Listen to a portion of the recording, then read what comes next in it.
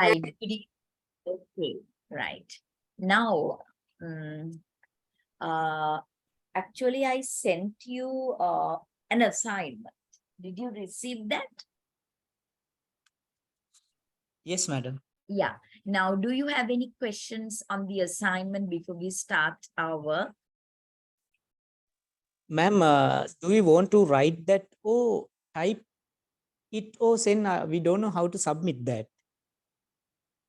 That, of course, is institution has to actually make sure that you have a Google Classroom. How do you get your, you use a Moodle or Google Classroom, or what is the kind of mode you're using as the learning system? Now, how do you get your recordings and all that? From WhatsApp, ma'am. It's through WhatsApp, right? Even the recordings are sent through WhatsApp. Then No, madam. Recordings are on YouTube. They upload their Yeah. YouTube means it's a kind of channel. a Google Classroom, right? No, ma'am. They have a YouTube channel. They upload all the videos to that channel. So we browse and watch it. Then PDF sent to the WhatsApp group. WhatsApp group. So I think better you get them to actually give you a link to submit it.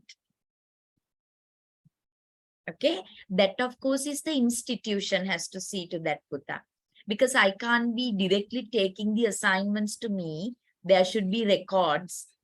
They have to keep records of submission and they have to send it to me. Because of that, I think you all can actually speak to the coordinator or somebody that you actually normally discuss things with, and make sure that you meet the deadline. Okay. Okay, ma'am. We will call and get information. Is it understood the four questions given? Yep. Uh-uh. Yes, ma'am. I think, Yes, but I don't know about all. Yeah, we'll yeah. Don't try to cut and paste from internet and all that. I'm actually is very good at. I'm actually very good at detecting it, not by using any devices or any plagiarism or whatever. By reading it, I know, right? So make sure that you can resource, you can read material, you can actually make your own notes, and within 600 words, right? Within 600 words, how to write the most important content. If you cut and paste, you can't do that. You can't prioritize. You can't make it within 600. Okay. Because there is a specific answer expected, and you have to actually develop your skill of writing. And I can actually very well sense it, whether you all actually have written it in your own words after doing resourcing. I don't want to say that you can't resource, you can't read materials online and all that. But ultimately, the answer is formed by you yourself, exactly addressing the question within the word count. Are you okay? Yes, ma'am. Right, okay. So I think you have been given enough time also. So did you receive your timetable I have set? Yes, madam.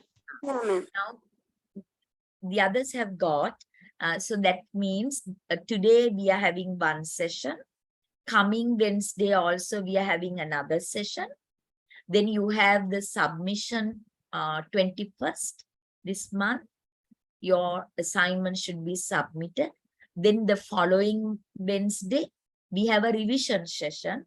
And mid-September, you have your written examination, and then you can complete your module. So that is, now you can see by mid-September, everything is over. So it's very short term. So you can be motivated, because right now, if you study, you have more than a month's time to study everything. So I really want you to focus on what we discuss in class. And the materials I have sent you for exam purpose, that you can actually listen to the recordings. You can actually read the material that I have sent. Then you can actually even go for A. It doesn't matter, because if you work hard, you don't have to go on for months and months. You know, by mid-September, everything will be over and you can go for a very good grade. So be motivated. Okay, that is why the timetable is sent to you. Then you can see, no, we are anyway doing psychology, right? You can say, it's only 1 month, and after that I'm free from this. So because of that, you're highly motivated. The target is there and the material is available for you. It's very few. It's manageable. So because of that, I think that you all be doing it, Kela, because I want my students to perform. That's one of my expectations. Okay.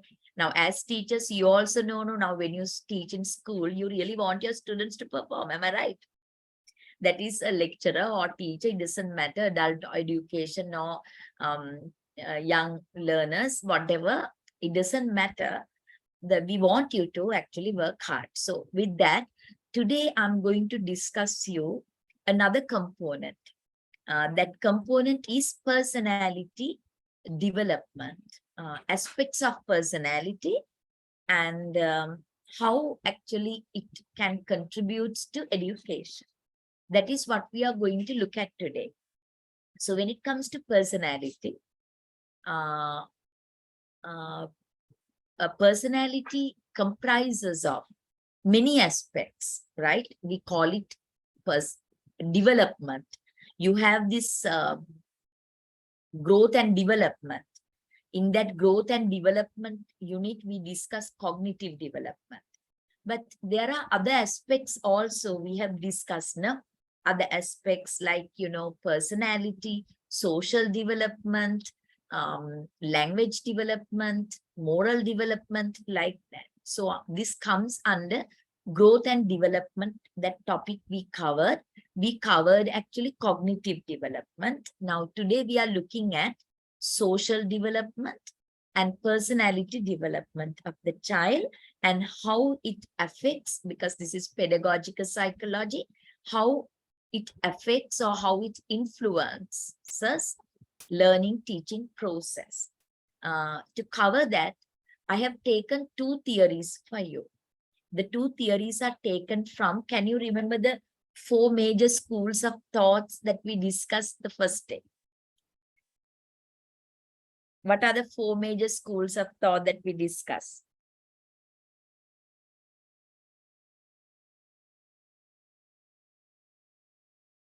Can't remember? Whoa, you have to be able to do your study, exams. You can remember. Then what are the 4 schools of thought? 4 main schools, major schools of thought. Psychoanalysis perspective. Psychoanalysis perspective. Psychoanalysis school of thought. Behaviorism. Behaviorism. Then cognitive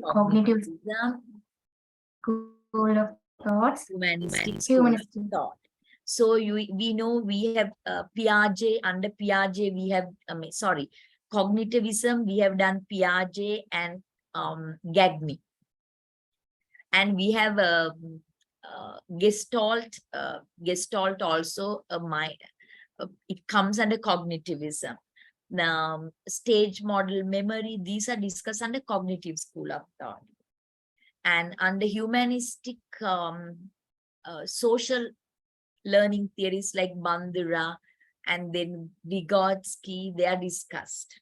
Behaviorism, behavioral school of thought, we have learning theories, classical, operant, Thorndike's learning laws, and all that. And we could not discuss anything related to psychoanalysis school of thought.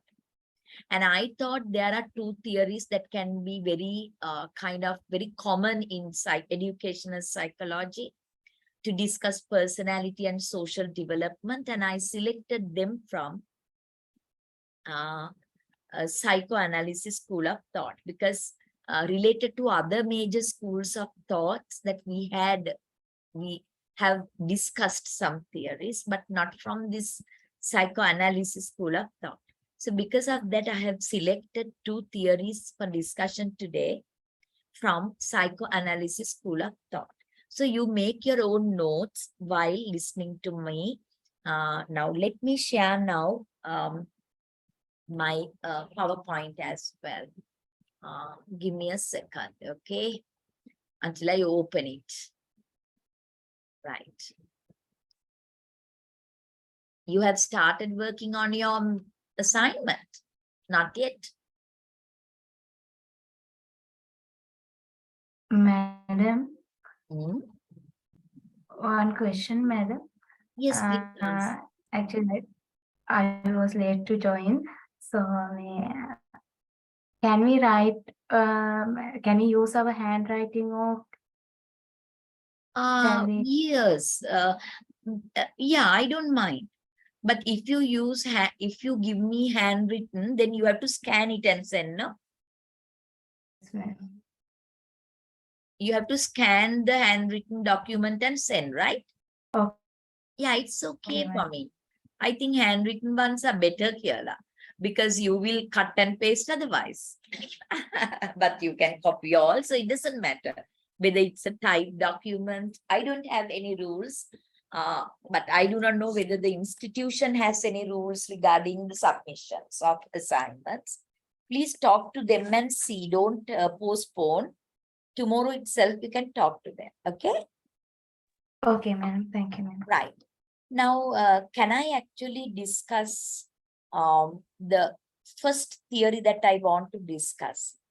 That theory is this. Erik Erikson's theory of psychosocial development. Can you see this slide? No, Can madam. you see this slide? No, ma'am, yet it's not there. I have not shared it with you all, maybe. Wait. Oh, right. Okay. Now here. Now look at this. I'm showing you a slide. You can see it. Am I right? Yes, madam. Yeah. Now we are discussing a theory that is, this is Erik Erikson. So Erik Erikson belongs to psychoanalysis school of thought. Erik Erikson belongs to psychoanalysis school of thought. So Erik Erikson discusses social personality development, right? Erik Erikson discusses the personality development of the child, focusing on psychosocial development of the child. Psychosocial development of the child. That means, according to Erik Erikson, right, the child's personality development is influenced by the child's social development, right? The child's kind of contacts or relationship the child maintains with others affects the child's personality development. So, discuss this. We will first have a look at okay, sorry. We will first have a look at social development. What is social development, right? We will first have a look at that. What's meant by social development? For that, I open my document.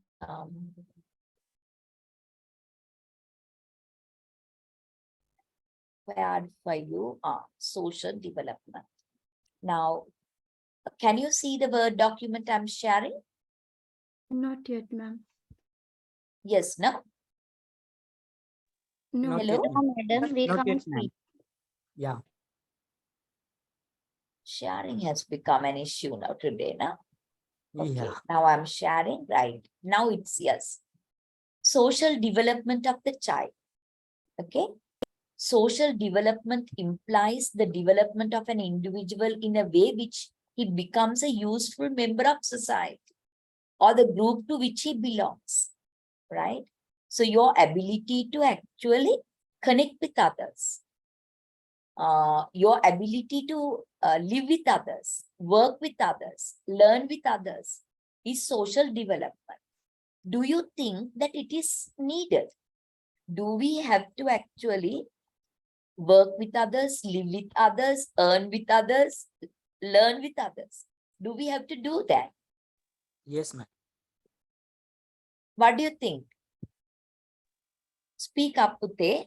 Yeah, ma'am. Yeah, we all We have need to to. deal. Yeah, we need Right, to we deal with all have to. everyone. And you know, according to psychology, as psychology believes, we all are social animals. We all are social animals.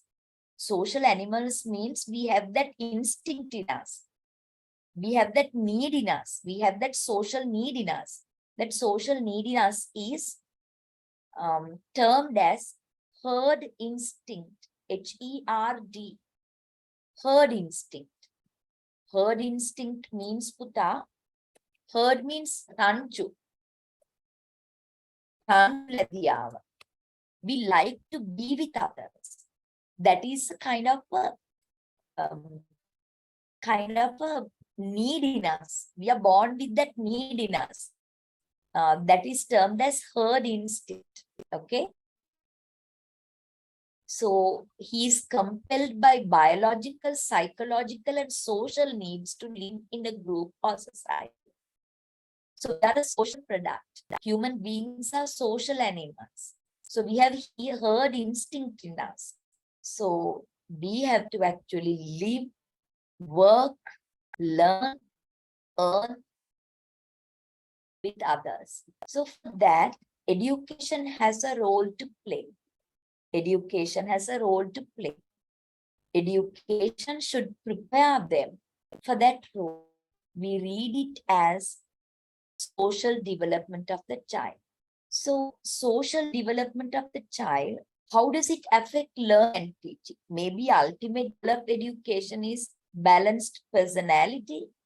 And that balanced personality, one aspect of balanced personality is the social development. Under growth and development, we discussed that. And apart from that, if the child is not socially developed, it affects the child's learning and teaching as well. That is what we are going to look at first, and then look at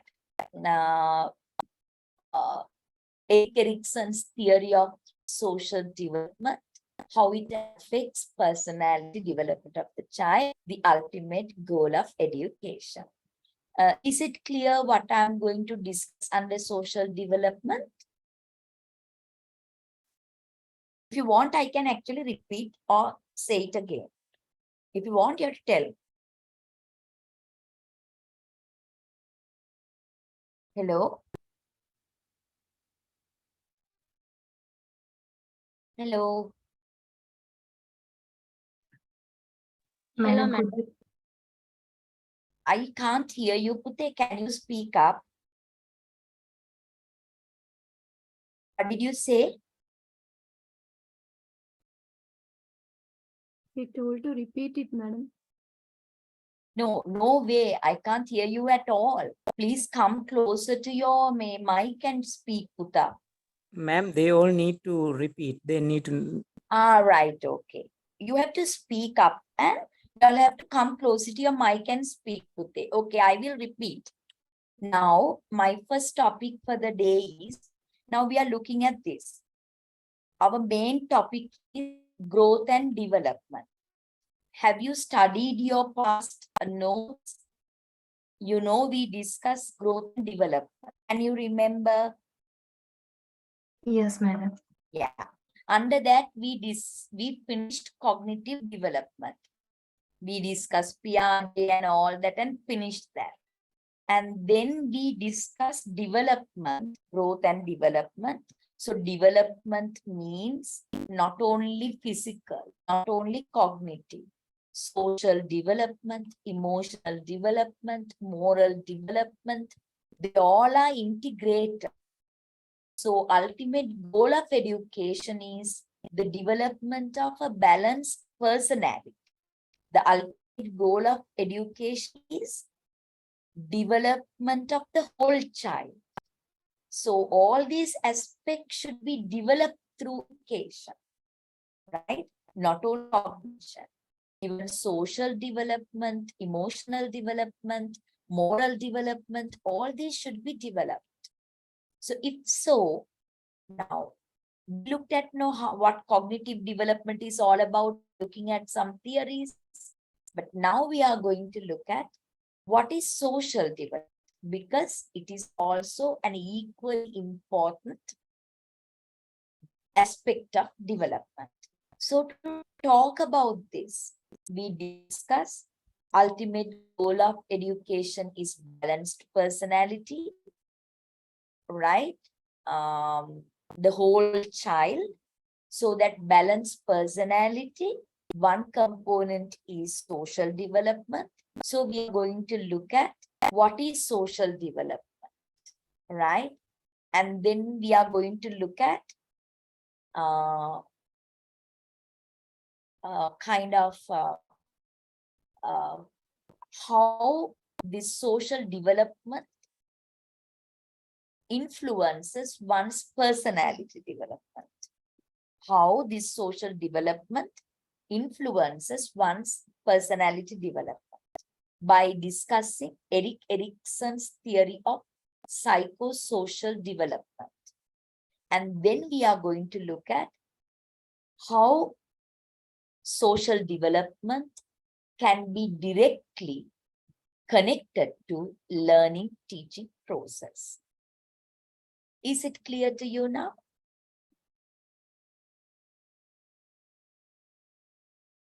That is what we are going to discuss today.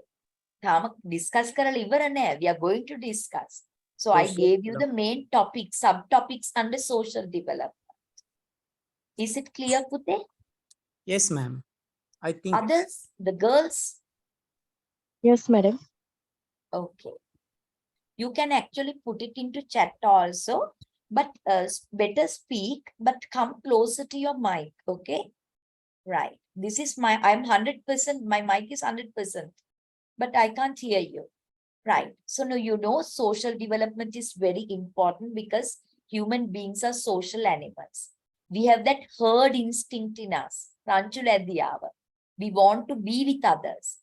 We want to live with others. We want to work with others. We want to play with others. We want to learn with others. We want to earn with others. It's a need in us.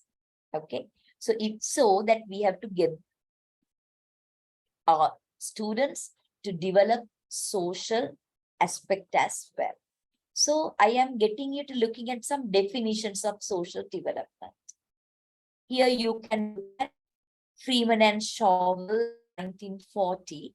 Social development is the process of learning to conform to group standards. So that is once again, we are actually connecting with others in our group, in our community, and all that. And similarly, the rest of the definitions also discuss the same. Social development means acquisition of the ability to behave in accordance with social expectations, right? What the society expects. Otherwise, you are the odd man out. So you can't actually get on with others easily. So we have to learn it, right?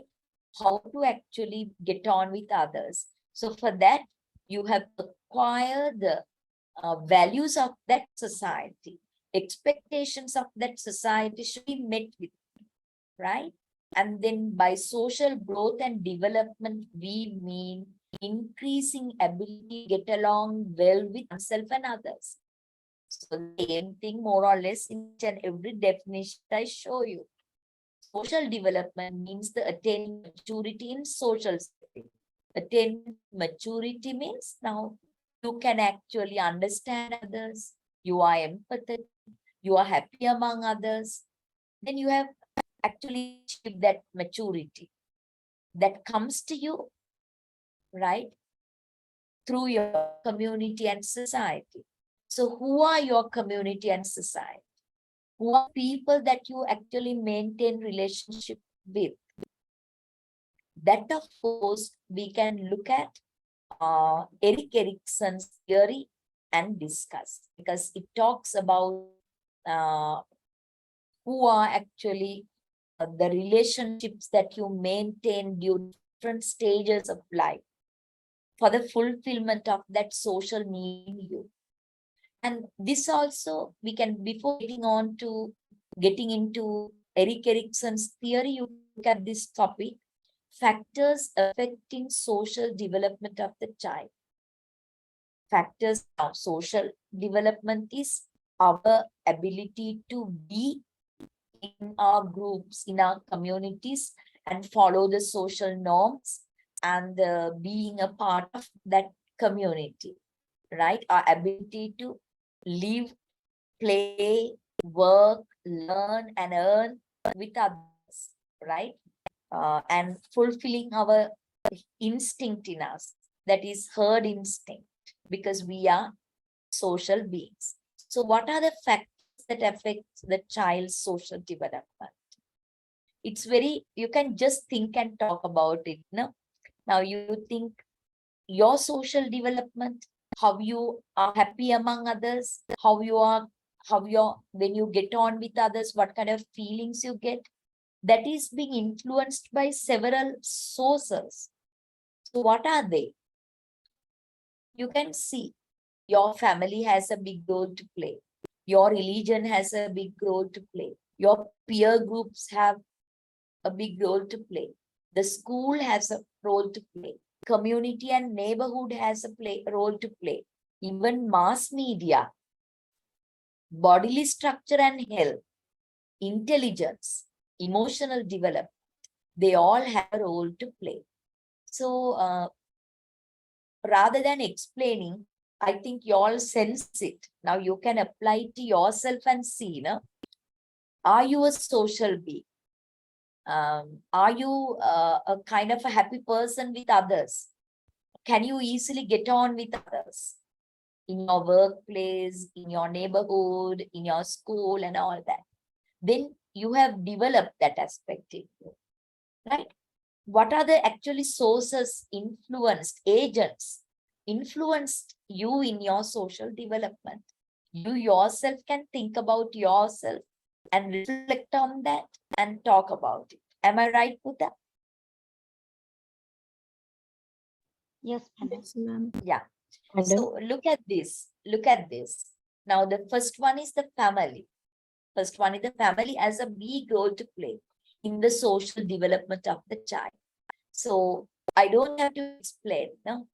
Now, if you entertain visitors, if you maintain a very good relationship with your neighbors, if you have family friends, if you go out and spend time with your friends, go on picnics, that kind of environment will actually educate the child on this matter. The child also will easily maintain connections with other members of the society, because the family has that tradition. It's transmitted from family to the child. So can you read that what is given under family as a social agent influences the child's social development? Can one of you read this?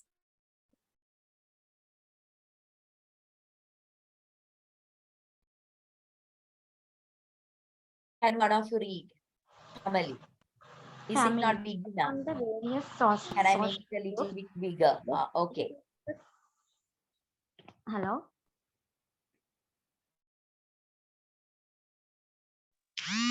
Can't hear you, Putta. I don't know. I can't hear The anyone. various social groups, the family makes the first and the most significant. No, in- Putta, come closer to your mic and speak. Can you hear me today? So if I Yes, can, ma'am, if you all we can can hear hear you. me, why Yeah. can't I hear you? Can you get problem? Come closer to your mic and speak louder. Please, Right. can anyone take the chance Yeah. and read? Okay. Give me a second. Hello. Yeah, miss, not right now. I have a visitor. Okay. Right, miss. Okay. Right then. A family. Will I read, ma'am? Mm, please. Family. Among the various social groups, the family makes the first and the most significant influence on the social development of the child. It provides the hereditary transmission of basic potential for his development. It also provides environmental conditions and personal relationship. Parent-child relations have various dimensions of interaction. As such, they remain basic for social development of the child. Parent-child relationships determine behavioral adjustment of the child in the family as well as outside. Yeah. Now family. Thank you. Good reading. And family as a social agent. It's not only by actually. It's not only because that the family, how the family maintains relationship with other sources, but at the same time, the child parent relationship, the child family relationship, the child the caretaker relationship. It's the early experience of the child. The child learns to actually get on with this from that very experience that the child gets as in early years of his life. So family is definitely, family has a role to play. That you might, we are teachers, so what can we do in this regard? So you can actually, if you identify a child who is actually lacking this social development, needs actually further coaching on this, then that you can understand the child easily. Why this has happened to the child? Maybe the family is not favorable. The family is not supportive in this aspect. So as a teacher, you can come to conclusion. So the second one is religion. You all know religion has long been regarded as a primary social institution. Religion plays a dominant role in the social development of the child because you have to actually engage in religious activities. You go to church, you go to temple, and there they organize different religious activities, and you have the teachings of that particular religion. Love thy neighbor, right? And then how to actually live with others. They are taught in religions, and young people are educated through Sunday schools and all that. So because of that, definitely when it comes to the child's social development, religion has a big role to play. And peer groups. Can I get one of you to read peer groups quickly?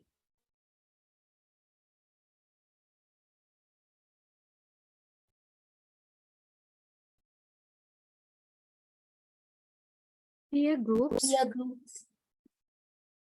The child is introduced to the social world outside his family, mainly for play purposes. The peer groups satisfy various needs of the children like acceptance, achievement, affection, approval, belongingness, fame, recognition, expression of thoughts and opinions, and so on. According to eminent psychologist A.T. Jershid, 1947, peer association is a meaningful process through which the child changes with his age group into youth and adulthood. Yeah, that is very important. So peers have a role to play in child's social development. As I told you, when you are others, right? Kind of there is a sense of acceptance, achievement, affection, and later on, actually, if there is rejection, how to accept that rejection. All these things are learned by being in peer groups. So because of that, That is also, peer groups are also an agent of social development of the child. And then you are part of this, the school. Very good reading. Thank you very much. Okay. The Pleasure, madam. school life plays an important role in social development of the child. Its curriculum, co-curricular activities means that sports, drama, choir, going on field trips, Shramadhan and all that organized by the school, tree planting days, societies, they're co-curricular, right? So all these help the social development of the child. Okay. And community and neighborhood. The environment prevailing in the community has a great influence of the social development of the child. Now, you know, now there are some areas, people living, your children, students coming from slums. So they are the community, the neighbors, they are into drugs, they are into uh, alcoholism, they drink, they smoke. The child also actually learn a lot from them. Because of that, the community the child belongs to, the neighborhood that the child lives around in is very important agents of social development of the child. So the mass media, you all know, because of this cinema, newspaper, radio, television, now YouTube and all that, no? It affects child's social development, maybe favorably, maybe unfavorably, okay? Bodily structure and health. A healthy child has more ability and strength to make himself adjust in the challenging social setting. Mind and body, they are actually connected, okay? You can't separate the two and think the body is separate, the mind is separate. No, this aspect is that the healthy body actually creates a healthy mind. So sports karanala make nutrition, well-fed child, one who does sports. If you have a physical deformity, right, it affects the child's mind and a sense of insecurity in the social setting. I tell you, for example, now you in your class, there's a student stammering. Right? There can be a student who is stammering, and that stammering is actually a physical limitation, but deformity. But that stammering might actually hold down the child, and the child will actually feel inhibited. The inferiority, a sense of inferiority will be developed by the child. Then you can see the connection. Okay, right. Intelligence. According to psychology, the more intelligent a person is, the more chances of his social adjustment. Okay. Intelligence is not limited to cognition, right? We have actually done MI theory, intrapersonal, interpersonal, like that, you know. So it's highly likely that more intelligent ones, they easily actually adjust to the social setting. They develop in social aspect as well. Then there's a connection between emotional development and social development. If you are socially well adjusted, you have learned to control your emotions. If your emotions can be controlled and you're stable in your emotions, you can easily adjust to any social context, because you know how to control your feelings. You don't get angry very easily. Emotional stability is there. You don't get into moods easily. You don't swing and fluctuate in your moods. You're very stable. Then you are very healthy relationships with others. So your social development is influenced by your emotional stability. Okay, that is what is said. But with all that, I will get it like this. How social, there's actually a chat box message. Let me read it first. What is, today I'm in outside and there's a connection problem. However, I'm listening. Okay, Gishani. Good. You're listening now? Right. So here's how social development affects learning. Here's how social development affects learning. So we are actually into pedagogical psychology. So we talk about social development. So we have to know why this social development or how this social development can affect one's learning and your teaching in return. Now look at the areas. You can relate it to communication skills. This is the most important part for me, right? Communication skills, collaboration and teamwork, emotional regulation, confidence and self-efficacy, peer learning, problem-solving skills, cultural awareness and diversity, classroom engagement, teacher-student behavior and discipline. All these areas, right, are connected to learning process. So if the child has developed in social aspect, it affects the child's communication skills. Social interactions help children develop language and communication skills. Effective communication is essential for understanding instructions, asking questions, participating in discussions, and expressing thoughts.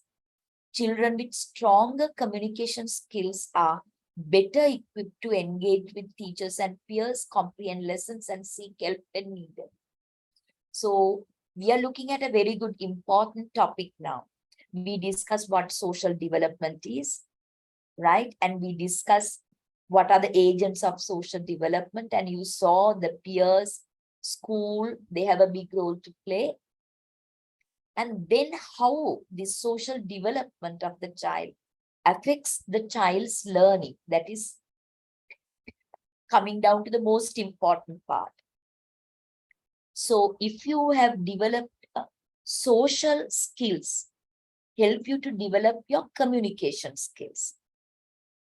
Social skills helps you to develop your communication skills. So if your social interaction, that is social skills, it helps in language development and communication skills. So if you are a good communicator, if your students are good in their communication skills as a result of social interactions, right, then you know they can engage in learning in a better way because they can actually ask questions, they can understand instructions, they can actually express their thoughts and participate in discussions because they can actually work in with others because they can share their ideas, they can understand lessons, they can actually, when they need help, they can actually communicate properly. So that communication skills they develop as a result of social interaction or social development contributes to effective learning. So here's how social development affects learning, the first point. Is it understood, Pute?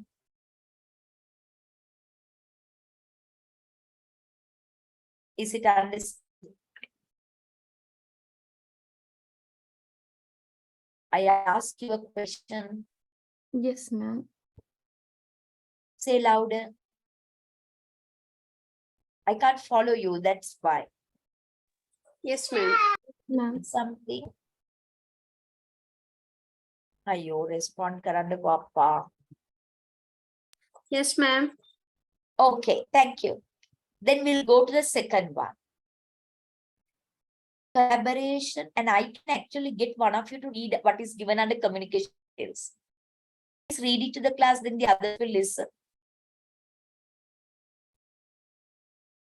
Learning often involves group projects and collaborative activities. Children who have developed positive social skills such as sharing, compromising, and working with others can contribute more effectively to team efforts. They are more likely to contribute diverse perspectives, learn from their peers, and collectively solve problems. Okay, thank you. Now here, if I ask you this question, what are the 4 skills of 21st century education? What are the 4 skills to be developed? 4 C's, Kiratina. What are the 4 C's? The skills, educational, competencies or skills to be developed through education. The Cooperation, 4 C's, what are they? Yeah. creativity, communication. Anisha, can you speak up?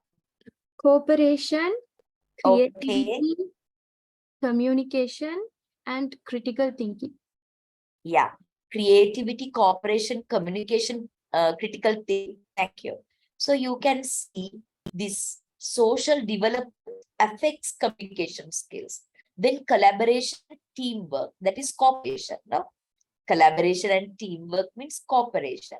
So you can see now 21st century 4 C's, skills, the 4 C's to be realized through education.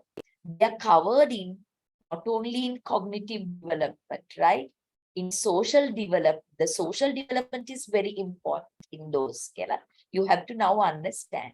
So the second one, collaboration and teamwork. So learning often involves me working in groups, working in pairs, collaborative activities, doing projects with groups like that. So children have developed positive social skills such as sharing, compromising, working with others. They will actually be happily engaged or effectively learn, because now learning is not individual learn. You have to put them into pair work, group work, and get them to actually discover new knowledge, engaging in corporate learning. So if you actually have developed your social interactions, you can better play that role in educational context. You will be happy to work in groups, you will be happy to work in pairs, and you will help each other, share knowledge, you're a good team player.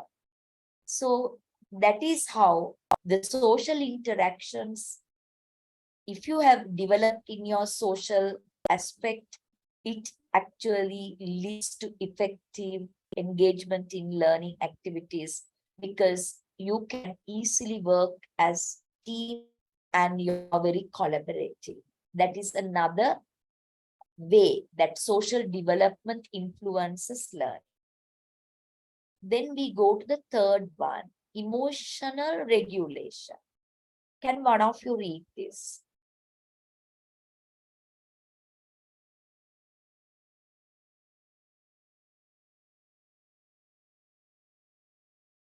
Emotional regulation. Emotional regulation. Social development contributes to emotional regulation. Children who have a good understanding of their own emotions and those of others can manage stress, frustration, and anxiety more effectively. Emotional well-being is crucial for maintaining focus, managing setbacks, and maintaining a positive attitude toward learning. Thank you. Now here, another way that social development of the child contributes in learning. Here they refer to the emotional regulation. I discuss it with you all. No? They actually have learned to control their emotions. The children who have a good understanding of their own emotions and those of others can manage stress, frustration, anxiety, and they are more mature in their emotional stability. So that actually helps them to actually have a very positive attitude towards learning, because they can manage setbacks, they can maintain focus, right? Because they are emotionally balanced. So if you have developed your social aspect has been developed, it contributes to emotional regulation. So that emotional regulation stability that you get as a result of social development helps the students to actually maintain focus, manage setbacks, maintaining positive attitude towards learning. So thus, social development, which regulates emotions, in return or in turn, leads to effective learning because they can be focused, they can be actually face challenges without any inhibition. They can actually maintain a positive attitude towards learning as they are emotionally stable as a result of social development. These are actually discussed before also. So now we'll move on to the next point. How social development can influence learning, confidence, and self-efficacy. Can one of you read this? Confidence and self-efficacy. Positive social interactions can boost a child's self-confidence and self-efficacy. The belief in their ability to accomplish tasks, encouraging interactions that lead to supportive friendships and constructive feedback can help children develop a sense of competence, which translates into a willingness to take on challenges and persist through difficulties in their academic pursuits. Yeah, actually these are, thank you very much for good reading. That is also actually part of this emotional regulation once again. So the students, right, they are actually they maintain very good social interactions. They are socially developed. So because of that, their self-confidence is very high.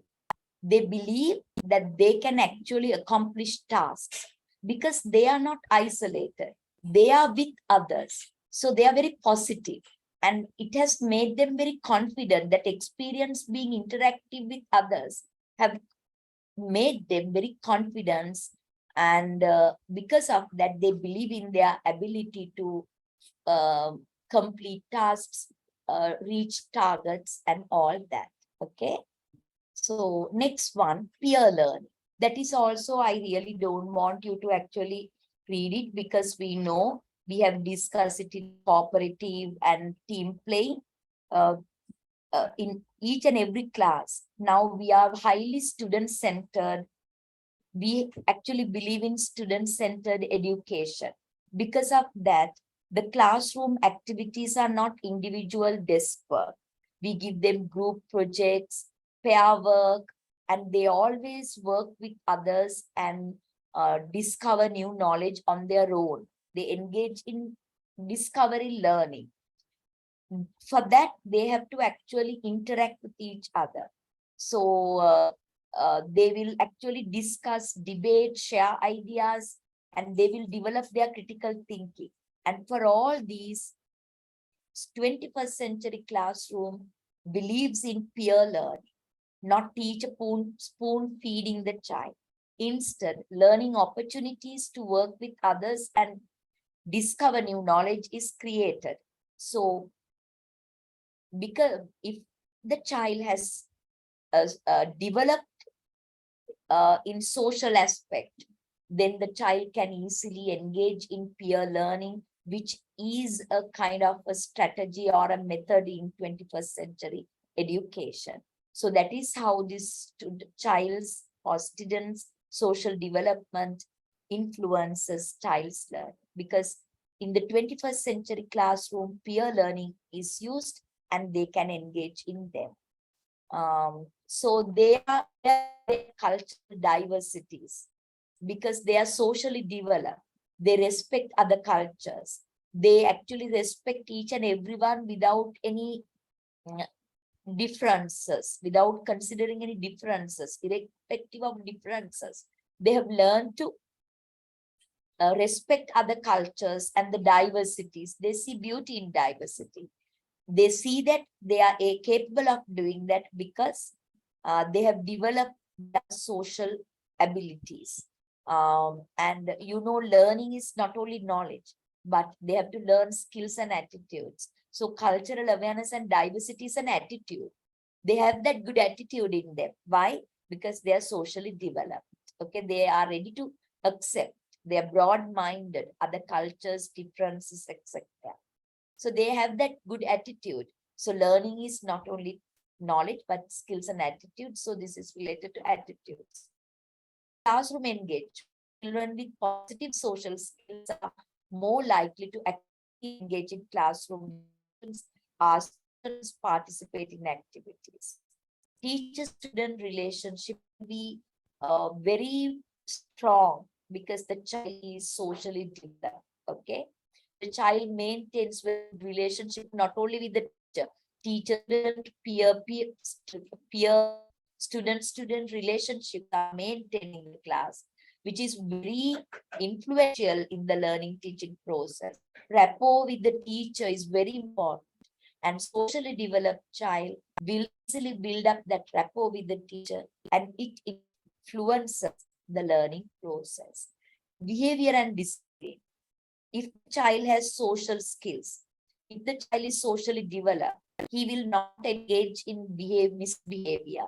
So misbehavior and indiscipline actually affects the learning process. It actually disturbs the class. But here, the socially developed child is well behaved and disciplined. Because of that, learning can happen in a smoother manner. So this is how social development of child influences learning. And that is very important part that we discuss. So in a question that I might ask, okay, in a question that I might ask, what is social development and how this social development can affect the learning teaching process? So you can relate to these and discuss your answer. Is it clear to you, Putta? Yes, madam. Yes, ma'am. Yeah. Then I will get you to look at my PowerPoint slides. Okay, wait. I'm sorry here. Social. Now I want to actually open another document. Appendix.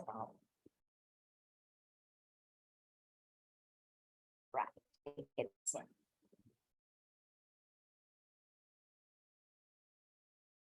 right. Can you see this Erik Erikson document? Yes, ma'am. Okay. Now, Putte, I'm going to discuss a theory by Erik Erikson. Erik Erikson's theory of psychosocial development. That is what I'm going to discuss. So, this is also very important. Now we are connecting social development to personality development. And to do that, we are discussing Erik Erikson's theory of psychosocial development. Can you see the connection, Putta? Yes, madam. Yeah, you can see the connection. Now, we are looking at how ultimate, I repeat, okay, ultimate goal of education is the personality development of the child, right? So personality consists of very many aspects. The whole child, cognition, social development, emotional development, moral development, language development, motor development, like that. So ultimate goal of education is personality development. Then how personality development is influenced by the social development of the child, right? How the personality development is influenced by the social development of the child. The connection between social development and the personality development. We are going to discuss that by discussing Erik Erikson's theory of psychosocial development. Now, Erik Erikson belongs to psychoanalysis school of thought. Erik Erikson belongs to psychoanalysis school of thought. Do you remember what is meant by psychoanalysis school of thought?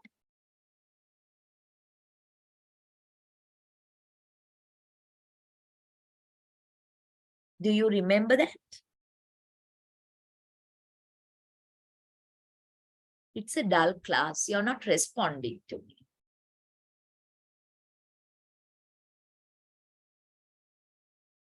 I don't know whether you're connected even, no? When you don't respond.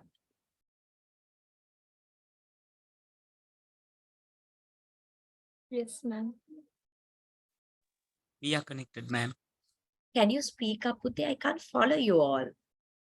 I think there's something wrong with my mic, but come closer to your mic and speak.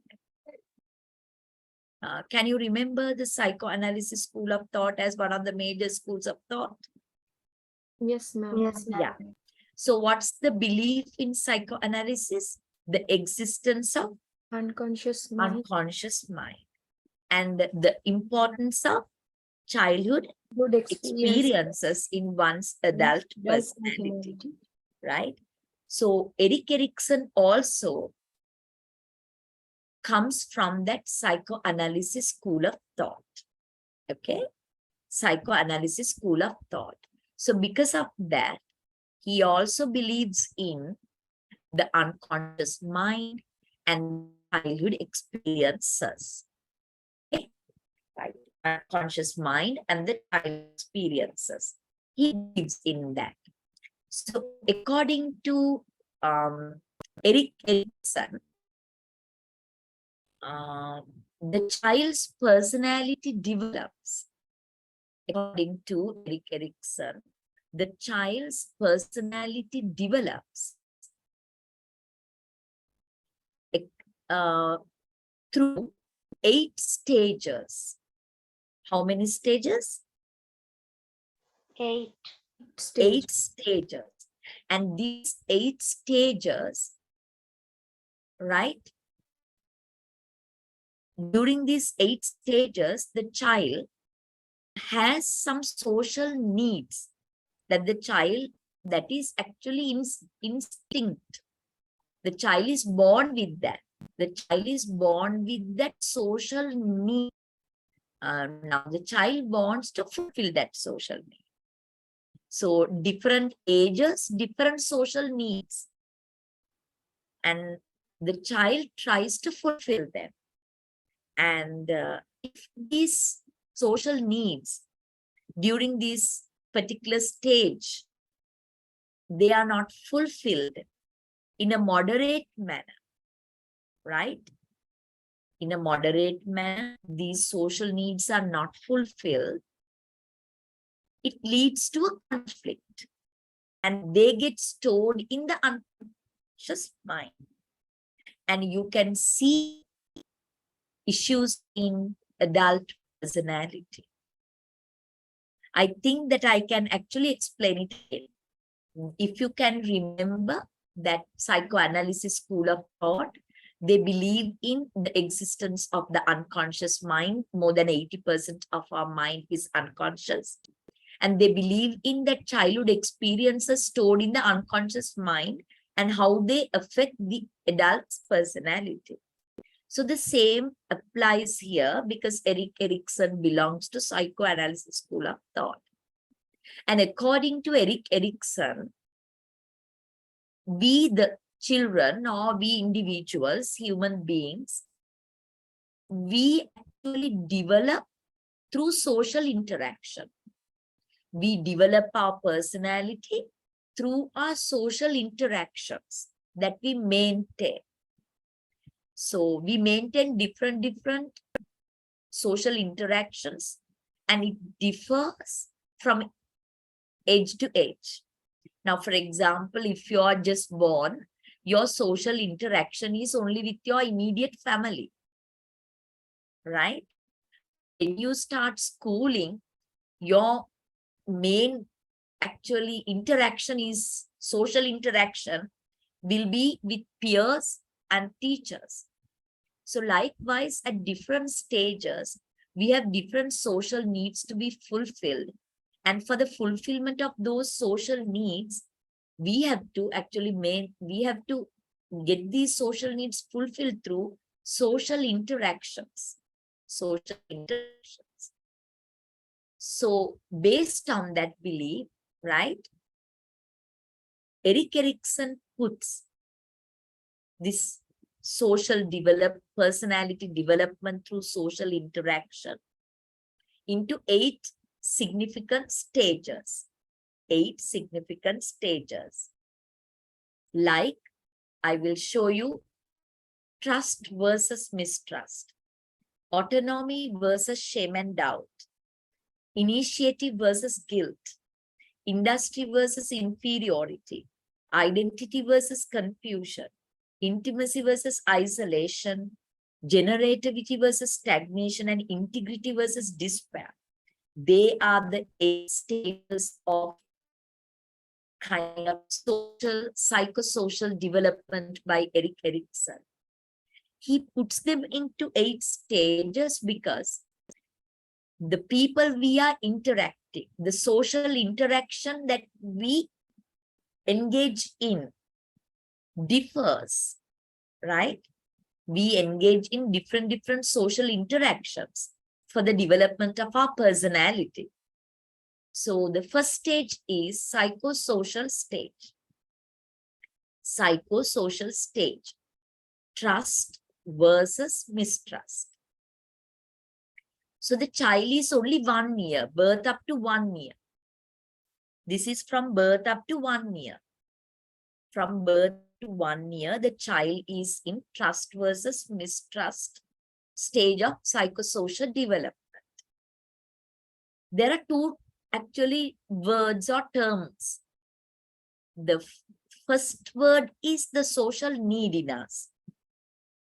The second term refers to the issue that it will lead to, the conflict that it will result in if moderately not fulfill that social need. Now, these psychosocial stages, the 8 stages are set against social need versus the conflict. If it is not moderately fulfilled. So what is the social need in the child to be fulfilled through social interaction that he or she maintains from birth up to 1 year, termed as Trust versus mistrust. trust. The social need is trust. The child, the newly born child from birth up to 1 year, according to Erik Erikson, the child has a need to fulfill, a social need to fulfill. That social need is the need for trust. Trust. Right? But if that how can he get it fulfilled? Through social interactions. Now, during the first year of the child, who does she or he maintain social relationships with? The mother, the father, the caregiver. Am I right? Yes. Yeah. So they have a big role to play. So the child has the need for trust in the first year, and it is to be fulfilled through the social interactions, that is with at this age, the immediate family and the caregiver. And if it is not moderately fulfilled, that social need is not moderately fulfilled, there will be a conflict that will be stored in the unconscious mind as a childhood experience. What will be that conflict? It is termed as mistrust. Mistrust. Full of suspicion. Full of suspicion. No trust is placed on anybody as an adult because of this conflict stored in the unconscious mind. Why? During the first year of life, the child has social need of trust to be fulfilled through the interactions that the child has with the immediate family and the caregiver. If it is not moderately fulfilled, the child as an adult will be an adult full of mistrust. Okay. Now I will give you a small kind of a study here. quote a study here. Now, you know, this is all research now, based now. They have done a study taking two tribal societies. One is an Australian tribe, the other one is an African tribe. So they saw that Australian tribe, the tribal people, they are actually very happy and they get on with others very well and they are full of trust as adults. They have seen an African tribal society. Most of the adults, they are full of suspicion. They don't actually trust each other. Because of that, there's a lot of enmity. So sociologists, psychologists, they wanted to study and see what, because that is the whole society. It's a feature. They wanted to actually study and see why this has happened. And they learned, they applied Erik Erikson's first stage and saw when it comes to Australian tribal societies, the woman, the mother of the family, she doesn't have to go and help in the field. Because of that, she's at home. She can actually look after the child very well. But in the African tribal society, the woman is supposed to go to the field and work with the man. So even the child is very small, the child is taken to the field and the child is put into a cloth cradle and the child is hung on, the cradle is hung on a branch, and time to time, mother comes and feeds the child. So the child's social need during the first year for sense of trust, social need is trust. So how can you actually promote that, fulfill that need for trust? They say basically through breastfeeding, If the mother or the caregiver is consistent in attending to the child to fulfill his feeding, right? Because basically it's the most important life event for the 1-year-old child. During that year, the child cries when the child is hungry.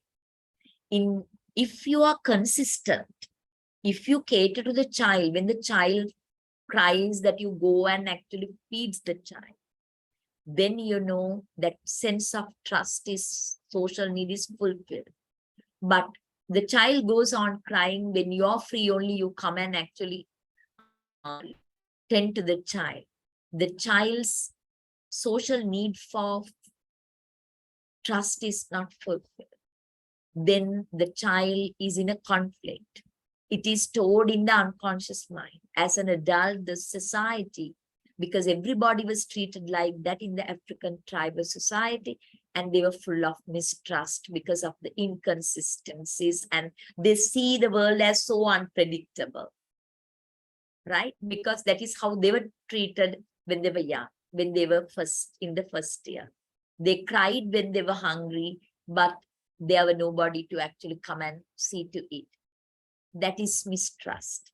They cried when they were hungry all the time. There was consistency, mother, caregiver, they came and fed the child. Then what happens? They are full of trust as adults.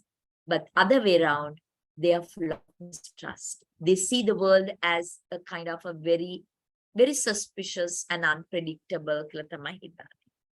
So this is how, as psychoanalysts believe, the unconscious mind has conflicts unresolved in the childhood, and they are actually influence the adult personalities. So as adults, you're full of mistrust.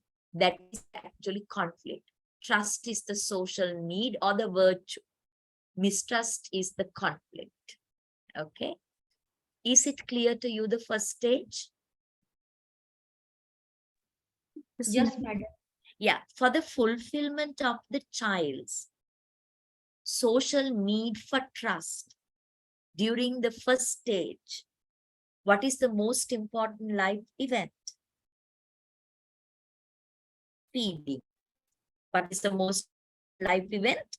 Feeding. Feeding. Okay, that's right. We'll come to the second stage, Putta. Autonomy versus shame and doubt. Autonomy versus autonomy versus shame and doubt. Look at this.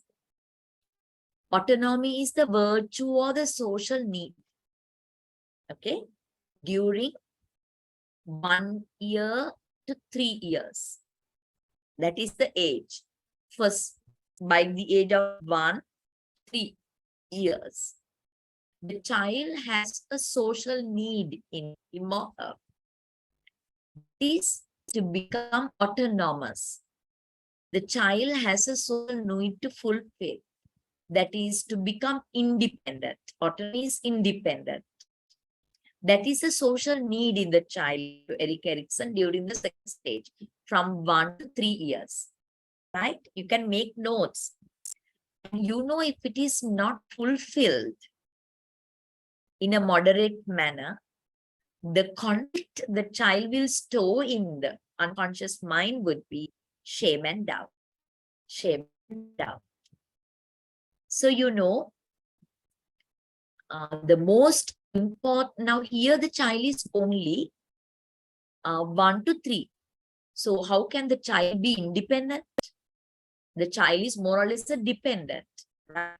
But the child begins a kind of a social need in him to be fulfilled through the interactions that he has with others.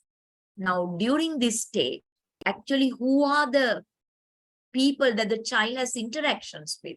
Once again, now the extended family and the neighborhood, maybe, right? Extended family and the neighborhood, maybe the preschool. The child wants to have a big role is played by the family still, no? Because the child is by one, the child is at home, no?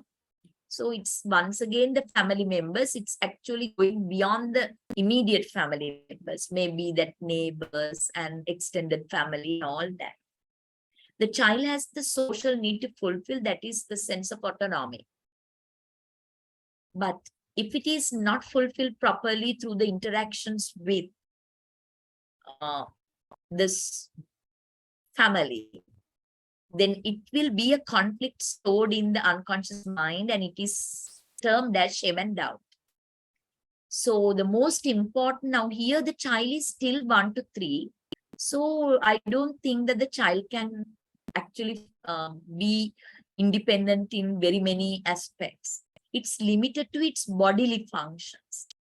Control of his bodily functions leads to a feeling of control and sense of independence. Because the rest, of course, he can't still do anything on his own. But later on, maybe selection of toys, getting dressed and all that is possible, but towards the end of this stage. But initially, by 1 plus 1 and all that, the child can actually, now child has a need for independence, autonomy, but he can be only independent in bodily functions. He has the ability to control his body functions. That is especially passing tools. Passing tools. Okay. Toilet training is very important this stage because of that. Toilet training has an impact on this stage. Okay, now the child is 1 to 3. Child wants to be independent, but he can be independent only in controlling its bodily functions.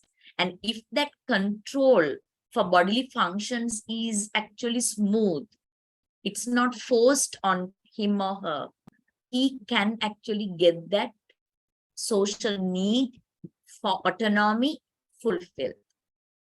Right? So for that, the life event for that is passing tools. So toilet training is very important here. Now, suppose now this is not moderately fulfilled, because that later on towards the end of this, actually food choices, toy preferences, clothing selections are there. But basically 1 plus 1, 1 plus 2, the child is cannot exercise any independence related to anything else. It's limited to bodily functions. If the child actually can control his bowels and all that, and the way he wants that he passes stools and all that, the child actually gets that sense of autonomy fulfilled. Okay, according to Erik Erikson. But if it is not moderately fulfilled during that stage, because toilet training, it's forced on the child, because mother is working. So before mother leaves home, the child is put on the kind of potty, and mother forces the child actually for it. And then the child loses that sense of independence. And some studies say now, because of working mothers, the child is introduced to milk powders because of that constipation. That also actually is a kind of inhibition for the child to actually fulfill that sense of autonomy with regard to controlling bodily functions. It's a painful one. Then actually the child social need for that autonomy is not fulfilled. So, but if this is not moderately fulfilled, the conflict is, as an adult, he will be full of shame and doubt. The child will grow into an adult who is full of shame and doubt. Here, children who unsuccessfully complete this stage feel secure and confident. They are confident because they actually could fulfill their sense of autonomy. But while those who do not are left with a sense of inadequacy and self-doubt, they doubt themselves, a sense of dissatisfaction all throughout his adult personality. That will be the conflict. That will be the outcome of the conflict unstored in the unconscious mind as a childhood experiences. As an adult, that is how it will affect his or her personality. Is it okay? Yes, madam. Everyone, නිකම් මට මමම කියනවා, you all don't respond, I go on talking. Please tell. No, ma'am. Yeah, okay, ma'am. Listening the. You all Yeah, are yeah. listening. Yes, Right. ma'am. Now, have you actually, did you know this? Have you heard of these kind of things before? No, madam. So see now, for young mothers and all that here, this is very helpful, am I right? Yes. Now, I want to share my own experiences with you. My daughter is now 27 and she's married also, right? You know what? Then I was a teacher. When I got married, I was a teacher like you all in a school. I told you. And so my mother was also working those days because I'm the eldest in my family. My mother was working. So I had to actually leave my child with a caretaker, a very trustworthy woman anyway. But I had a doubt, but I actually had to. Then by the time she was about 2.5 or something, reluctantly, actually, I actually had to. And I had an old aunt also unmarried with the servant. But my daughter actually waited for me to return to pass tools. Maybe that she doesn't feel free with them. I don't know. Don't know that children actually can sense it now, whether they actually don't like or they don't fast, whatever. Then I actually, knowing my psychology, I actually applied another 1.5 years of no pay leave to be with the child, because I thought that period won't come again, but it will have a long-lasting impact on her personality. So sometimes actually ignorance is a bliss sometimes, no? I knew it that I could not actually let it happen. So these things are there. But this is only Erikson, this is only psychoanalysis school of thought. They are not 100% actually, you don't have to think only in terms of these as well. Okay, right. So I just shared a kind of experience, but to actually we deviated from this discussion. Anyway, now back into this theory, the third stage. Now, third stage is from 3 to 5. Third stage is from 3 to 5 or 3 to 6. Okay. What's the stage termed as? Look at this. Initiative versus guilt. What is it? Initiative versus guilt. Now here the child is a preschooler. 3 to 6 now. The child is a preschooler. Now the children begin to assert their power and control over world through directing play and other social interactions.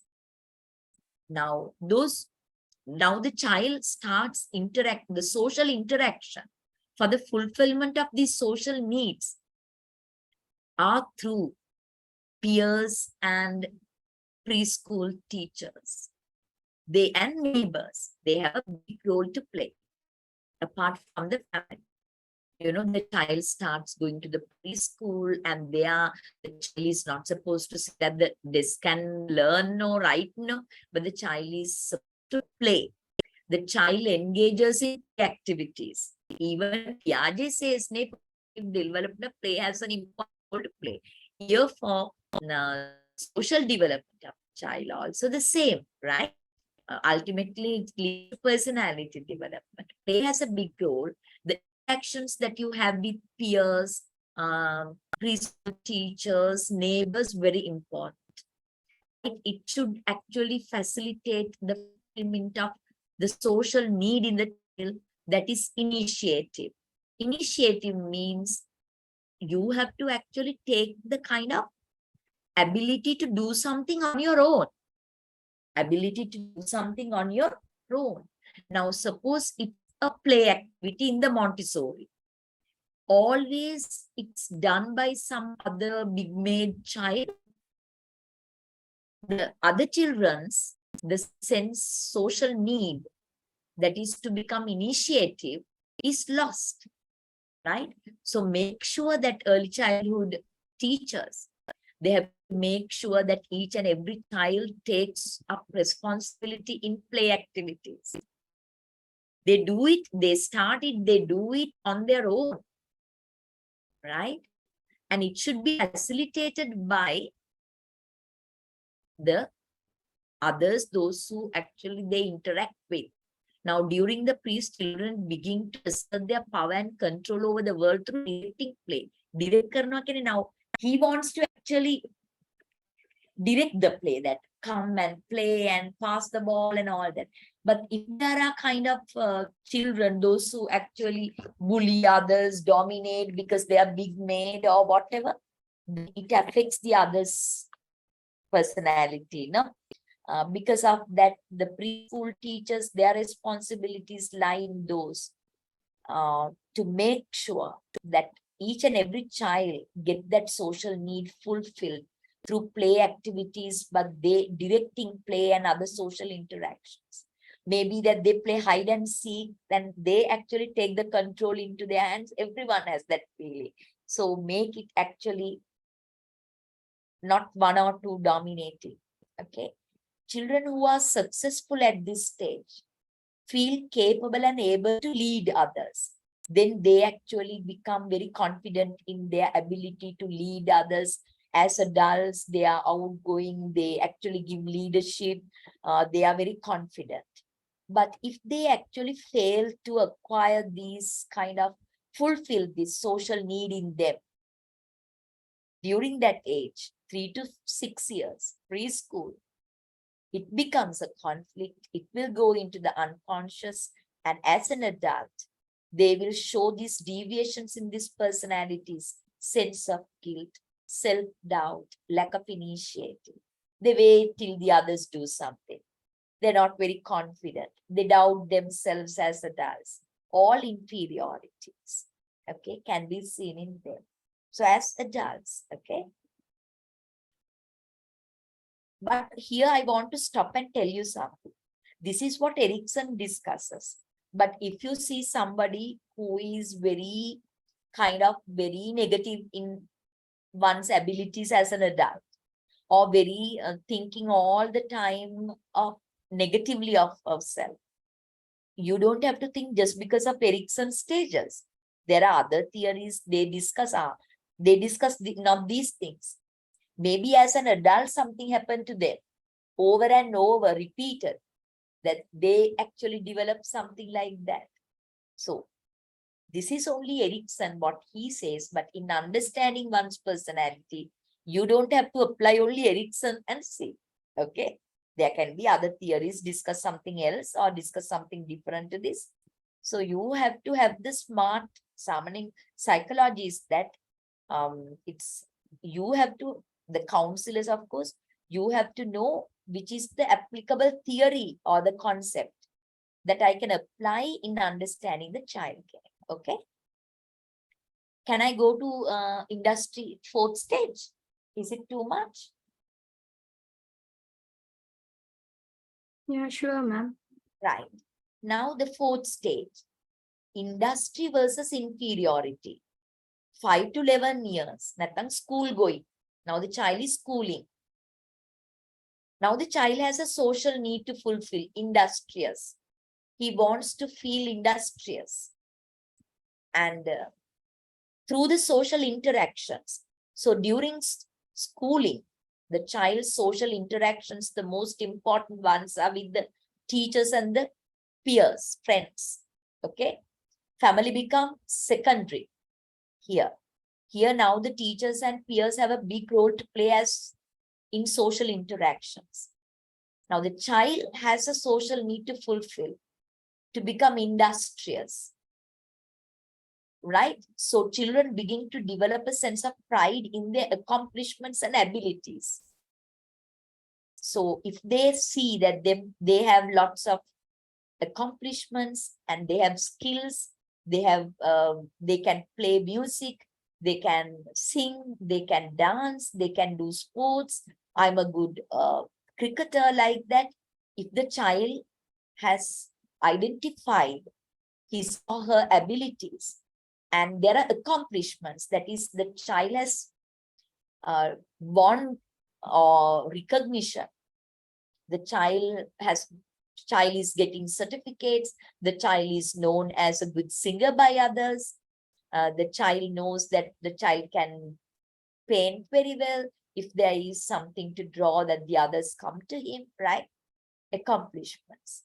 So if the child knows what abilities I have, and if the child has some achievements, that will actually fulfill the child's social need to become industrious.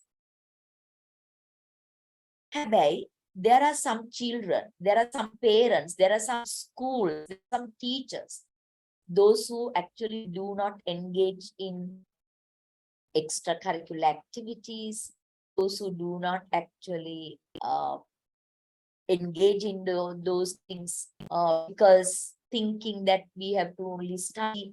If not, if I swim, that's not good for my wheezing and all that. So because of this false kind of beliefs they have, sometimes they don't get that opportunity to explore their abilities and go for some achievements. If it is not promoted in school, what happens? The child can't actually fulfill this need for industry. If it is not moderately fulfilled as an adult, the child is the adult personality, he is inferiority stricken. He is inferiority stricken. He's a very negative-minded person. I can't, I'm not good, I'm not successful, like that, all the time thinking of the negative aspect of his personality. He will be a sufferer as an adult, because that is a conflict. Industry, that social need is not fulfilled. So the primary, it's the responsibility of the teacher. Get them, identify their skills, abilities. Somebody who can't sing, you don't have to actually get him to sing. somebody who can't draw, that you can't get him, you don't have to get him to draw. But identify, we have done multiple intelligences also, right? Identify their strengths. Maybe he's a very good friend. That is a skill. So because of that, there should be achievements in his life, right? Then of course, he will not develop that sense of inferiority. He will not doubt one's ability. So now you can see all throughout different names. But according to Erik Erikson, we all have that need for what? A kind of recognition, autonomy, independence. That is what we are looking for from age 1. You're only 1 year old, but you want to become independent, right? So different ways of experiencing that independence. That is how the stages have been developed. So now the stage 5 is in identity versus confusion. Now the child is an adolescent, 11 plus, a teenage, maybe adolescent child, still schooling maybe, right? But he's an adolescent. 11 plus is the age, 11 to actually 18, 11 to 18, the teenage or adolescent. Here children explore their independence and develop a sense of self. කොහොමද මේගොල්ලන් මේ fulfill කරගන්නේ identity එක? There is a social need for developing one's own identity. So to develop one's own identity, by that time, they should know who they are. What I'm good at, what I'm not good at. What will be my future based on my abilities. I'm very good in my science. I'm very good in my mathematics. I want to be a doctor and I can be a doctor. I'm good in my sports. I'm going to be a cricketer. Likewise, they should know their abilities and accordingly what they are going to be and who they are going to be. They really want to know. That is identity. That should be fulfilled. That is why the teachers, the schools, the society, the child is now in different associations in the school. He is engaged in community activities. He is in the A-level classes doing projects, and the teachers and friends. They and parents, they also actually should get the child to know its identity. That is why the counseling is needed in schools. Each and every child, rich or poor, intelligent or not so intelligent, talented or not so talented, each and every child has that social need to be fulfilled. They want to know who they are and what they are going to be and what will their future be like. So if they can see a smooth path, it's fulfilled. If not, it will lead to confusion.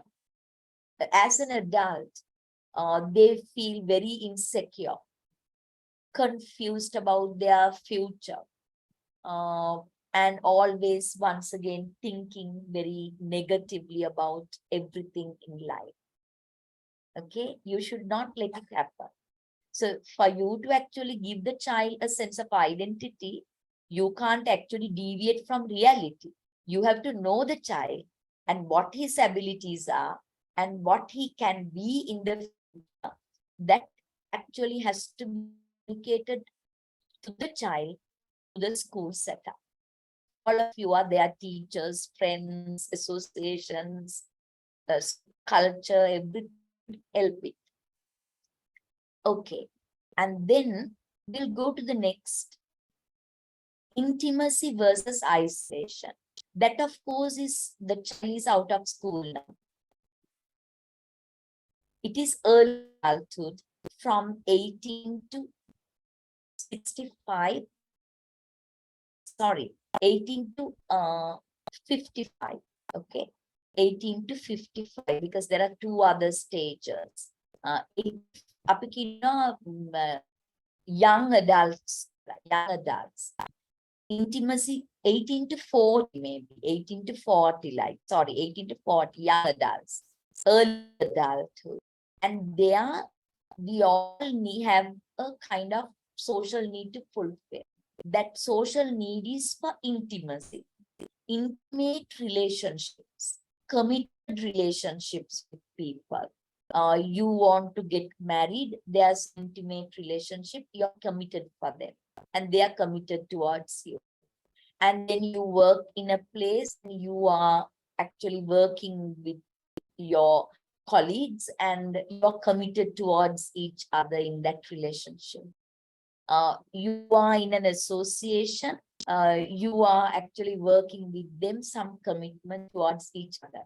So there is a kind of intimate relationship that is built among different people during this early adulthood. It actually fulfills your sense of intimacy, that social need. But if actually you can't maintain intimate relationships, you're not getting into any romance, you're not actually fitting into any workplace, you're actually very reserved type, maybe that is your personality. Sigmund Freud, he's also psychoanalysis for people to become very distant in their relationships, right? There are some people like that. For some reason, if it happens, then you will be actually living a life of isolation, emotional isolation. Maybe that you work in an office, there are 1,000 people, but you in your mind not connected to anyone. And it will ultimately lead to depression. Like because of that, young adults, maybe 18 plus, if you are a healthy person, you should be able to maintain very intimate relationships with others. If you are actually not capable of that, there are other theories that discuss some are not capable of that, right? They can't make intimate relationships with others. Then you will suffer emotional isolation and you will actually live a life of loneliness as an adult. Now you're already an adult, no, right? You have passed the childhood experiences. Now, Site 7 is generativity and stagnation. It's actually 40 to 65. You are an experienced working person. So you have, if you have actually committed yourself to a marriage, then you have your children, they are looking up to you, my dad, my mom, right? You are actually a role model. If you are working in a place, now you're the senior teacher. Young novice teachers come and actually get assistance from you. They look help from you, that you are looked up to. And that kind of feeling is really needed during that stage from 40 to 65. Because of that, the others actually come and look up to you and they get advice from you, and you are actually helping others to come up. That kind of a feeling is needed during that stage. If not, you feel that you're stagnating in life, one place. You're not actually living, but you're stagnated.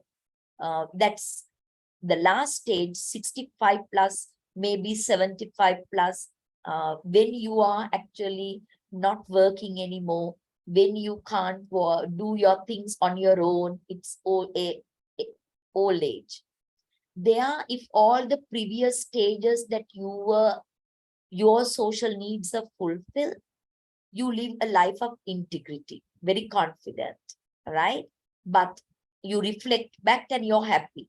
But if you could not fulfill all these social needs during those stages, then you live a life of despair.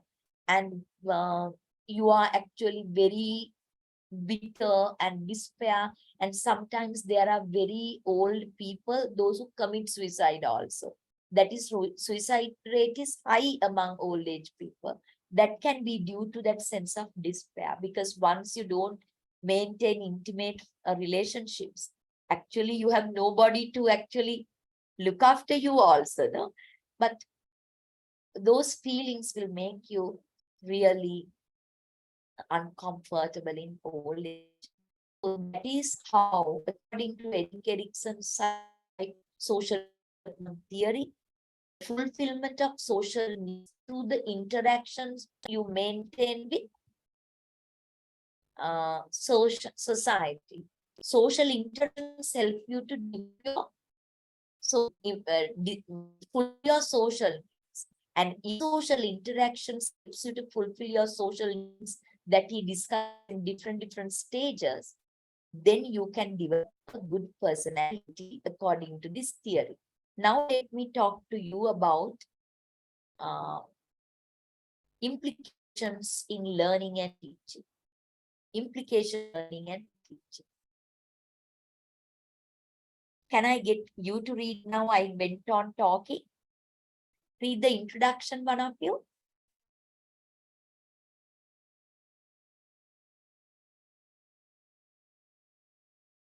Erickson's psychosocial development theory, implications in learning and teaching. Erik Erikson's psychosocial development theory outlines 8 stages of human development, each characterized by a unique psychosocial challenge that individuals must navigate. This theory emphasizes the interaction between individual psychological development and social influences.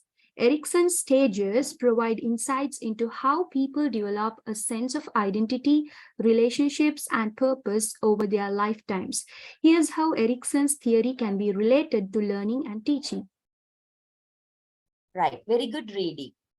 Can I get one of you to read trust versus mistrust, the first stage, how it can affect the learning teaching later on?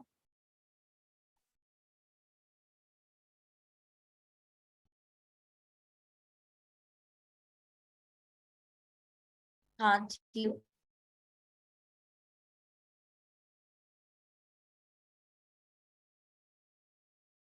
Trust versus mistrust, infancy, ages between infancy 0 to 1 year. Infancy means infancy to 1 year. Infants develop trust when their needs are consistently met by caregivers.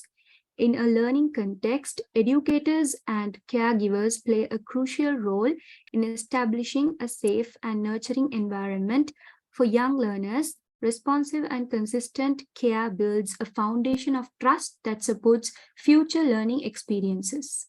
Yeah, it's future because they're still young, okay? That a sense of trust is there, it's fulfilled. It actually supports future learning experience. But basically, we have to look at 3 to 18 years, okay? As teachers, which will be very important to you is 3 to 18 years, those stages. So you continue to read, Putta, the second one. Autonomy versus shame and doubt, early childhood, 1 to 3 years. Children in this stage begin to assert their independence. Teachers can encourage autonomy by providing choices and opportunities for decision making within appropriate limits. Allowing children to explore and make small decisions fosters a sense of competence and self-confidence.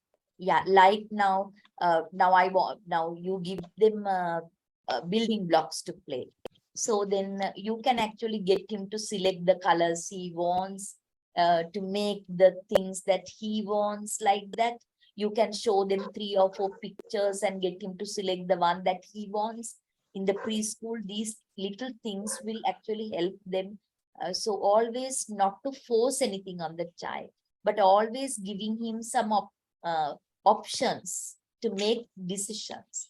That is very important in early childhood. Next one, can you read? Yeah, sure. Initiative versus guilt. Preschool 3 to 6 years. Children develop a sense of initiative as they explore their environment and express creativity. Teachers can support this by fostering a classroom environment that encourages imaginative play, exploration, and positive self-expression, helping children develop a healthy sense of curiosity and purpose. Very good. So here the child in the preschool, you have definitely get him to actually engage in a lot of play activities and different kind of play activities where they can actually explore nature, right? Then they themselves actually explore, do it on their own and learn something new will help them to actually develop this social need in the initiative. And each and every child is curious. So they have their own ways of actually engaging in play and nature. So the teacher should actually create that chance for them. Okay, opportunity for them. Hi. Next.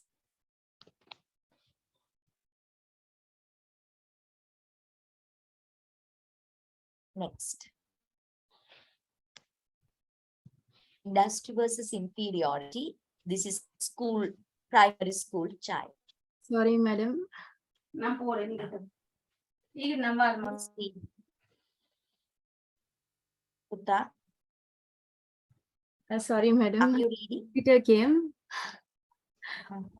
Okay. Shall I read? Yes, please. Identity versus role confusion. That one, right? The one before. Uh, Industry versus inferiority. Okay, industry versus inferiority. School age 6 to 12 years. During the school years, children are driven to master new skills and tasks.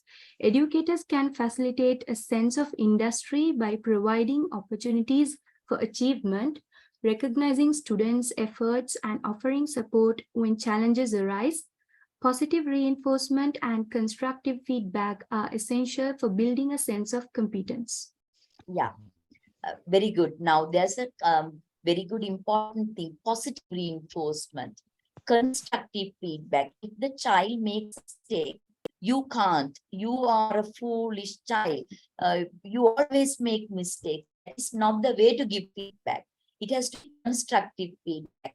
The way you did is right, but you can do it this way also. And I like your attempt.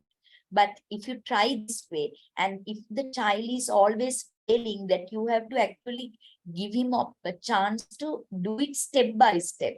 So then a sense of accomplishment is there, no? Not to actually give big tasks, something that he can do, making it a smaller chunk, and then go to the next part, and then you give them to satisfy their social need by industry, right? That is how you have to work with your young children, and positive reinforcement. If the child is very weak, no. Always failing, no. You have to simplify small parts, and that is done, then go to the next. Like that, you should be able to create that learning environment for the child. Very good. So next one, quickly.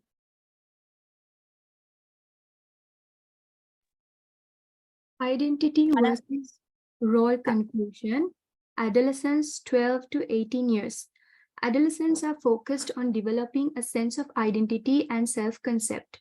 Teachers can help by creating an environment that encourages exploration of interests, values, and beliefs, providing space for self-discovery and offering guidance in career and educational decisions can positively influence students' identity development. Very good. I have explained it to you. That is what given. Now you all have to actually get them to get into self-discovery and school guidance and counseling, and get them to know what they are good at, what they are going to be because of that. Their future should be very clear to them. It's the role of the school culture teacher and associations and all these things, counselor. Very important. We'll read the next one also, because they are from 18 to 40. That also has some insights for the teacher. Because of that, we will read that also as the last part. The rest two we are not going to read. Yeah. Intimacy versus isolation. Young adulthood, 18 to 40 years. Young adults seek meaningful connections with others in educational settings. Collaborative projects, group discussions, and team-based activities can foster the development of interpersonal skills and help students build healthy relationships. Yeah. Okay. Intimacy, it can be into very many things, but in schools, as A-level class students and all, they are actually doing projects. They belong to societies, interact clubs, and go to other schools, make friends. All these things will help them to actually develop that sense of social need in them for intimacy. Okay, that is it. The rest is not actually directly connected to you. So I'll be sending you my notes today. Today I discussed this. Social development, one aspect of personality development, and how this social development can facilitate or influence the learning teaching process as well, and how it affects one's personality development as well, and what the teachers can do in learning teaching context. That is the kind of summary of today's session. I repeat, what is social development, and agents of social development, then how social development affects personality development through Erik Erikson, and how social interactions and Erik Erikson's theory can be applied to promote learning and teaching in school, because this is pedagogical psychology. So that is what I discussed. It's an important component, not only cognitive development that we promote or we facilitate in schools, equally important aspect, that is social development as well. Okay. So that is my discussion for the day.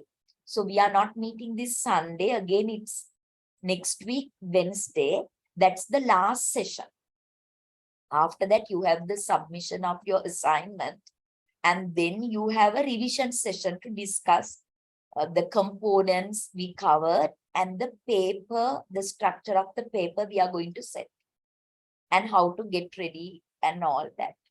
So next teaching session next week, Wednesday is the last day when it comes to teaching sessions. Any questions before we stop, Putta?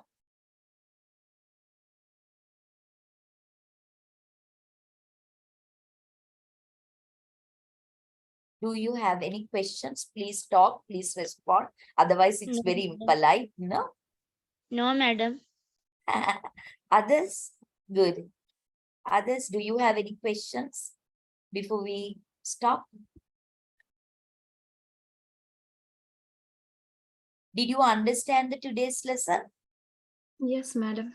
Yes, ma'am, we understood. Yeah, okay. So think about it. I'll be sending you, because cognitive development equally important as cognitive development is the social development of the child. Okay. So we have discussed this previously also, how important these are. So that is part of your syllabus also. So I'll be sending you the reading material by tomorrow. So you have a week's time. So get started with your assignment also. And next week is the last day of our lecture. I want a more interactive class next week. Okay. Not like this, not a class like this. Okay. Right. With that, madam. thank you very much and good night. Good night, ma'am. Thank you very Night, much, ma'am. Good night. Okay, good night.